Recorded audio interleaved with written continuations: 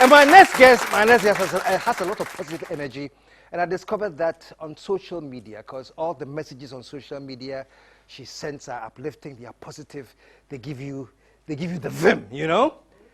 Meanwhile, I had known her as a great talk show host. She does emceeing, she does amazing things on the television, but I didn't know this inspiration aspect of this lady, and I discovered it as I'm going to share it with Ghana. So I'm going to share it with you, even though you know her. I am going to share it with you. Put your hands together, show some love for peace. Hi! All right, there we go. This way, there we go, and this way. Okay, welcome to the show. Thank you for having me. My pleasure. My pleasure. About the handshake as well. Yeah, you like the handshake? Yeah. You're so, God, you're positive energy. You know that? Thank you very much. Yeah. I'm a bit nervous, to be honest, because I love you so much. And my mom loves you. Oh, so really? I'm a bit like, oh my God, I'm opposite KSM. Who's your mom? My mom, she's from the UK. Oh, she's from the UK? Well, no, she's Ghanaian. She's Ghanaian, but she's okay. currently in the UK, but she loves KSM. Oh, really? So I'm looking forward to her seeing this. Oh, wow. What's her name? Agnes. Agnes? Mm-hmm. Okay. Well, Agnes, I love you too, man. Show some love for her, man. So welcome. Thank you for having me. You've been in Ghana just under 2 years or something? Yes. But it's made such an impact, you know? By God's grace, it's not by myself. Yeah? Yeah, I'm still amazed. I came to just, teach a bit more and get involved more with kids and start pursuing a dream. Mm-hmm. I had no idea he had a bigger plan in store. So by His grace, it's been an amazing year. Wow. You are surprised yourself, it seems. How? I am. Like, I'm not really an out there type of person. Yeah. But I had something that I believed in. I've been teaching for several years. And I just had a very strong, overwhelming feeling that I need to go back home. Wow. And I want to pursue my creative side. So I came down and I just said, I'm going to move. And the way he directed me, I'm still trying to catch up. Wow. And so think about, you got to Ghana and what? Yes. How did you start? I got to Ghana. I got set up. I started originally actually pairing up with international schools because I've been a teacher for several years, and I worked in senior management, and part of my job was to administer training courses to make sure that the standard of education is being maintained. So when I got to Ghana, I found that we don't have a regulatory body to look at education. So I decided to team up with some international schools and just assist them from the back office with their systems, their policies, ways to incorporate ICT in their learning, and just to make sure that the whole learning experience is enjoyable for both the teacher and the student, but it's also encouraging that creativity and, just making sure that for the little bit that it was making a difference. So how long have you been teaching? I've been teaching now for 6 years. Wow. I started originally I was a child psychologist, very young. And it wasn't really a good profession to go into when you're 16, 17, 18, while still studying and getting qualified at the same time. But because I was quite young at the time, I struggled to handle the cases that I was dealing with. I was dealing with children whose lives have been affected by substance abuse, whether it's drugs, alcohol, and it was too much to deal with from a young age. By God's grace, I had managed to get through my studies quite well, but I found that I couldn't separate the working life from my personal life. And I was getting depressed and worried about the children, and it was a bit much.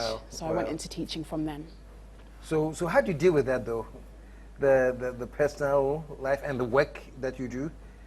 Now it's a bit different, but I think that as you grow, you just learn and develop every single day. So I've been able to just learn to separate it. I'm not as soft as I was when I was younger. So So your background is in psychology. Yes, psychology, and then I went on to study sciences in order to become a science teacher.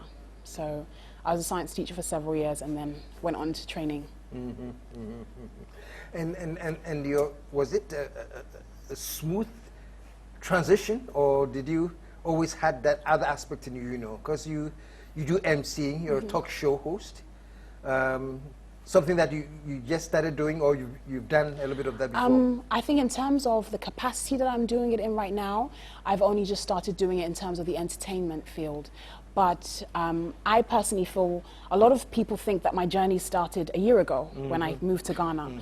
But I feel that before you actually come onto such a big platform like what I'm doing now, you have to make sure that you're ready. And I feel that when I look back at all my experiences through teaching, through the events that I held, through working with young kids, I felt that God was actually preparing me in so many different ways. And it still doesn't make sense to me, but the things that I feel He's been able to do means that now, when I went onto a talk show, when I started emceeing, by some weird way, it just came quite naturally because I've been teaching in class, I've been teaching at events, conferences, so I've been doing it, but just not in this capacity. Yeah. Cool. So were you doing emceeing stuff when you were in the UK? When you're a teacher, you have to do several different events sometimes, especially if you're in the area that I was in, where in addition to my sciences, I did a lot of community cohesion. And what that means is it's encouraging students from different religions, different cultures to unite and celebrate their skills. So we would be working with Muslim schools, we'd be working with Sikh, we'd be working all over. And we'd hold big events where we would just celebrate our differences and celebrate our differences and our similarities, I guess. So because of that, I was always organizing, I was always producing these events, getting them shot on camera. I was also emceeing them. So I felt that I've been doing this for quite a while, but it was just behind the camera. It wasn't like on such a loud stage. How does it feel, your transition into now? It's like, now the stage is loud. Yeah, it's quite a big transition. But I'm just staying focused, to be honest. I'm not trying to let anything get to me in the sense of the good and the bad. I think everything that you go through in life is a process, and I don't like to kind of meditate on one place.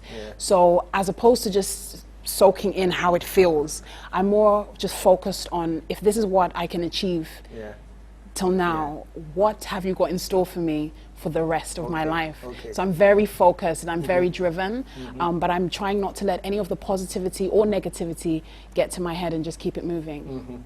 We'll talk about that in a second, but one of the things that drew me to you were the kind of things you were placing on social media, and they were very positive. Thank you. You know, so I said, but that's not the Peace Hyde I've known in the media, you know. It's like... What Peace Hyde did you know in the media? Well, you know... Am I negative? No, not negative. No, that's not the Peace Hyde that the media concentrates on. Let me put it that way. Right, okay. Yeah, the concentration had never been on any of these things that we're talking about, you know. It was more about your structure and, you know, whatever you want to call it. That was like, you know, but when I saw that, I said, this is a deep thinker, if you will. Thank you. Yeah. Thank you. Tell me about that. For me, I think that I'm very grateful, to be honest, to the media. I believe that whatever they were talking about, whether it's my intellect or my physical appearance, by them showing a level of interest, it created awareness. Yeah, I've been raised all the time that it doesn't matter if you are the most beautiful woman in the world or you're not. You have to make sure that when you open your mouth, what comes out of you is really beautiful, because that is what lasts. My mom always says, peace, you can't eat beauty, so make sure you have something else to offer. And I'm a firm believer of that. So in terms of the media, I feel that they've helped me very much in terms of sending out my Piece of Peace, which is my kind of motivational blog that I do. They're very, very supportive in terms of pushing it out and making sure that people are having the opportunity to read my thoughts. It may not suit everyone, but if you read it, then I've made it in life. So thank you. Yeah. So do you outside of publishing these thoughts, you know, obviously it comes through your whole, should I say, being, how you communicate, how you relate. It's almost like a part of a persona, right? I wouldn't say it's a persona, because I believe in being yourself. I think that you can only be who you are. And I find it very hard to change, because then I'll just forget myself one day. So I just consistently be myself. I don't believe in personas. I don't put up a public image. I'm just peace. But I have been through a lot. By God's grace, I'm still sitting here, but I have been through a lot in my life. Yeah, like what? I think we all go through different experiences. And for me, at my age and what I've attempted to achieve by God's grace, meant that you have to go through a lot of trials, whether it's through work, whether it's in your personal life. You have to sacrifice quite a lot. Moving back home when a lot of my family are in the UK means it really builds your character. So those trials, those tribulations have made me a lot stronger as a person and been able to actually speak and be bold enough to say, look, this is what my view is. But I think it's always important to maintain who you are. So no matter what you're doing, we can't work on a fake product. We have to work on the reality. And that's the only way you can improve your reality. So it's not a persona, it's me. I'm an old woman.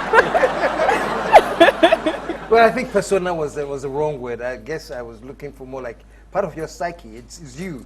Yes, I'm very, like you said in the beginning, I'm very much about energy, and I like positive people. I like a positive energy. I don't like to be brought into any conflict or stuff like that. I just don't think it's good for your mind. I don't think it's good for your focus. So I just don't entertain it. So you were born in Ghana? Or you were No, born I was there? born in the You UK. born there, yeah. Both of them, Are Ghanaians. they moved there, but they are Ghanaians? They're Ghanaians. They were born in Ghana. They moved to the UK. A question that I have to ask, or the gentleman here will kill me.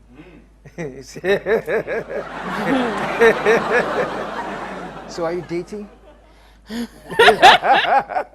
Have you found me a husband? No, I'm not dating at the moment, unfortunately. I'm not dating at the moment. I believe that we're all going through a process, and I think that when my time is right, it will happen. But I'm not actively searching.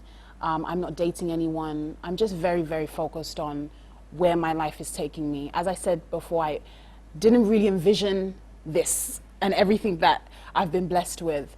And I feel like if you make certain plans or you set certain time frames on your life, then you almost limit how amazing the work God can do for you.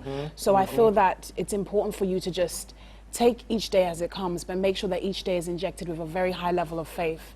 And you will find that you find better things than you can ever imagine by just not looking for it. So I'm not looking, but by God's grace, you know, if I find, love, man. if I find, then you know.